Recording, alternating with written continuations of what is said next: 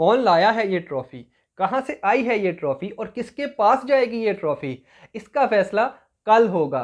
कल इंडिया और श्रीलंका के दरमियान इस ट्रॉफी के लिए जंग लड़ी जाएगी, इस ट्रॉफी के लिए मैच खेला जाएगा और पता चलेगा कल रात को इसी वक्त कि कौन इसका फातेह है। Welcome to another exciting episode of observation and opinions. मैं हूं आपका होस्ट, आपका वाहिद दोस्त सुबहान गनी।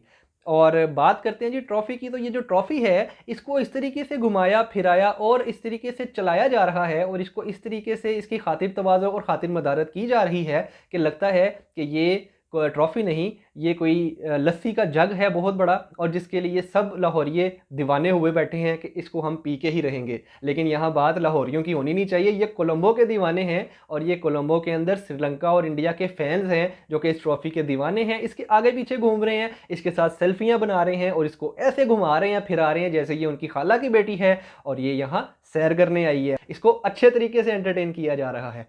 तो बात करते हैं जी ट्रॉफी के बाद हम आगे चलते हैं मैच की तरफ। तो ये ट्रॉफी जिसका फैसला कल होगा, ये ट्रॉफी इसको उठाने के लिए जो दो टीम्स लड़ रही हैं उनका नाम इंडिया और श्रीलंका है। इस ट्रॉफी के आज तक 15 एडिशंस हो चुके हैं जिसमें से 7 बार इंडिया ने इसमें कामयाबी हासिल की, 6 बार श्रीलंका इसमें फातेह रहा और 2 बार पाकिस्तान ने इस ट्रॉफी को लिफ्ट किया।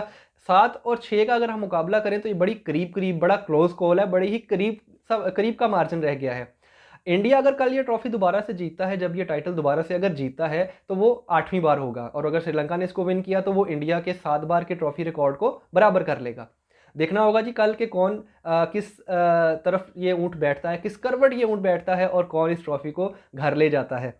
तो इस ट्रॉफी से हम बात करते हैं जी कि किस तरह से ये दो टीम्स इस फाइनल में पहुंची हैं। तो हम रोड टू द फाइनल्स का जिक्र करते हैं तो सबसे पहले श्रीलंका का जिक्र करते चले, जिन्होंने पहले मैच में बांग्लादेश को 5 विकेट से शिकस्त दी थी। लाहौर में वो मैच खेला गया था और इसी तरह लाहौर में ही सेकंड मैच उन्होंने खेला अफगानिस्तान के साथ, जहां अफगानिस्तान को उन्होंने बड़े ही क्लोज मार्जिन के बाद सिर्फ 2 रन से शिकस्त दी थी। और वो आपको याद होगा 37.1 ओवर्स के अंदर अगर अफगानिस्तान टारगेट चेस कर लेता तो श्रीलंका टूर्नामेंट से बाहर हो चुका होता। थर्ड मैच जब हुआ सुपर 4 राउंड का जो उन्होंने खेला पहला मैच बांग्लादेश से दोबारा, तो उन्होंने अपने पाले किले के अंदर कैंडी में अपने होम ग्राउंड के अंदर बांग्लादेश को 21 रन से शिकस्त दी। चौथे मैच में उन्होंने इंडिया से बड़े क्लोज मार्जिन के बाद 41 रन से शिकस्त खाई। ये वो मैच है जहां पे इन्होंने इंडिया को 213 रन पे आउट कर लिया था और उसके जवाब में ये 172 पे आउट हुए थे, तो इंडिया ने 41 रन से मैच विन किया था।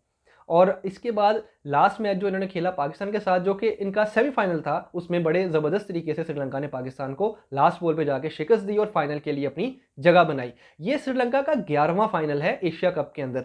बड़ी अच्छी परफॉर्मेंस रही है एशिया कप के अंदर श्रीलंका की आज तक, क्योंकि 16वां एडिशन ये चल रहा है। 16 एडिशन कल मुकम्मल हो जाएंगे, उसमें से 11 फाइनल सिर्फ इस अकेली टीम ने खेले हैं, जो कि इसका एक रिकॉर्ड है। अभी तक कोई भी एशिया की टीम इतने फाइनल्स नहीं खेल सकी। इसके बाद बात करते हैं जी इंडिया की कि वो उनका रोड टू द फाइनल्स कैसा रहा है अब तक। तो इंडिया की बात करें तो India road to the finals के अंदर बारिश से सबसे ज़्यादा मुतासिर होने वाली टीम है। सबसे पहले उनका मैच पाकिस्तान से मुतासिर हुआ, बारिश की वजह से 266 रन बना चुके थे। अगर वो मैच मुकम्मल होता तो शायद इंडिया उस दिन भी पाकिस्तान को बिल्कुल उसी तरीके से ढेर कर देता जैसे इंडिया ने सुपर 4 राउंड के मैच के अंदर पाकिस्तान को एक इबरतनाक शिकस्त दी 228 रन के मार्जिन से। सेकंड मैच जो नेपाल के साथ इंडिया ने खेला था वो भी रेन अफेक्टेड मैच था। उसमें इंडिया ने 23 ओवर्स के अंदर 147 रन का टारगेट बगैर किसी नुकसान के यानी 10 विकेट से जीता था वो मैच और कमाल कर दी थी इंडिया ने। इसके बाद सुपर 4 राउंड के अंदर जब इंडिया का मुकाबला श्रीलंका से हुआ तो इन्होंने श्रीलंका को 41 रन से हराया, जैसा कि अभी कुछ देर पहले मैंने बताया है। और आखिरी मैच जो इन्होंने कल खेला है बांग्लादेश से, उसमें इनको 6 रन से शिकस्त हुई है। ये जो 6 रन से शिकस्त हुई है इसकी भी एक छोटी सी लॉजिक है। बांग्लादेश ने 11 साल के बाद इंडिया को एशिया कप के मैच के अंदर शिकस्त दी है, तो ये भी बांग्लादेश के लिए एक एजाज़ की बात है, बांग्लादेश के लिए बहुत बड़ी कामयाबी रही है। लेकिन इंडिया क्योंकि पहले ही क्वालिफाई कर चुका था और इंडिया ने अपने नए प्लेयर्स को मौका दिया था कि वो आएँ और बांग्लादेश के खिलाफ परफॉर्म करें, तो वो अच्छे तरीके से परफॉर्म शायद वो प्लेयर्स ना कर सके। यहाँ तक तो इंडिया के फाइनल्स तक पहुँचने की कहानी है। अब जो लीडिंग विकेट टेकर था इस टूर्नामेंट में अभी तक, उनका जिक्र कर लेते हैं जी। तो पाथी राणा इस वक्त 11 विकेट्स के साथ 11 विकेट के साथ लीड कर रहे हैं। सेकंड नंबर पे श्रीलंका के ही वेलालागे हैं और उनका साथ देने के लिए शाहीन मौजूद है, लेकिन शाहीन के पास क्योंकि अब अपॉर्चुनिटी नहीं है, मैच अवेलेबल नहीं है, लिहाजा ये तो टॉप विकेट टेकर में नहीं आ सकते। लेकिन इसके बिल्कुल पीछे कुलदीप यादव है जिनकी 9 विकेट्स हैं।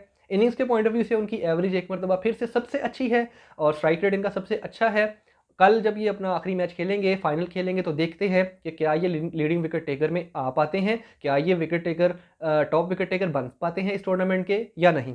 इसी तरह रन्स की बात करें तो कल के मैच में 100 करने वाले शुभमान गिल, जिसको सुपरमैन गिल कहा जाता है, वो टॉप स्कोरर हैं इस वक्त तक, 275 रन्स बना चुके हैं। जबकि पाकिस्तान के खिलाफ शानदार कामयाबी देने वाले, शानदार बैटिंग से श्रीलंका को कामयाबी देने वाले कुशाल मेंडिस इस वक्त सेकंड पे हैं 253 रन्स बना के, जबकि समारा विक्रामा जो हैं 215 रन्स बना के थर्ड नंबर पे हैं। इसके अलावा पॉइंट्स टेबल की अगर हम बात करें तो पॉइंट टेबल पे इंडिया लीड कर रहा है पहली पोजीशन पे, श्रीलंका उसके साथ सेकंड पोजीशन पे और ये फाइनल के लिए क्वालिफाई कर चुकी हैं, जबकि बांग्लादेश तीसरे पे और पाकिस्तान बिल्कुल बॉटम ऑफ द टेबल है। ये सुपर 4 राउंड के टेबल की बात हो रही है। यहाँ तक तो जी एशिया कप की ये जो छोटी सी कहानी है ये तो मुकम्मल हो जाती है और कल हम देखेंगे कि कौन सी टीम अच्छे तरीके से खेलती है और कौन सी टीम इस टाइटल को उठाने में, जीतने में कामयाब हो पाती है।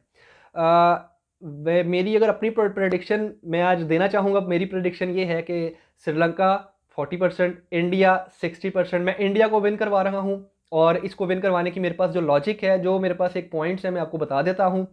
इंडिया की बैटिंग मजबूत है, इंडिया की बॉलिंग मजबूत है और इंडिया की फील्डिंग सबको पता है सबसे अच्छी है।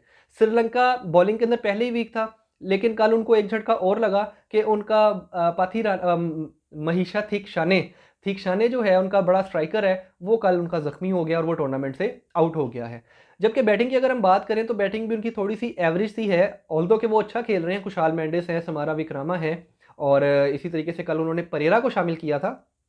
बैटिंग उनकी है अच्छी, लेकिन वो इतनी अच्छी नहीं है कि वो इंडिया की बॉलिंग का मुकाबला कर सके।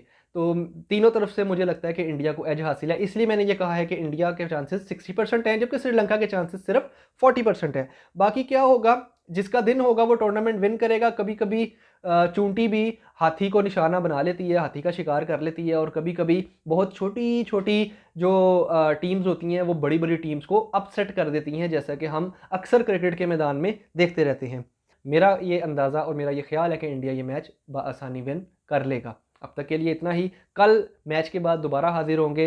मेरा चैनल सब्सक्राइब करना ना भूलिएगा, वीडियो पसंद आ जाए तो लाइक करना ना भूलिएगा और शेयर करना हरगिज़ ना भूलिएगा। Thank you.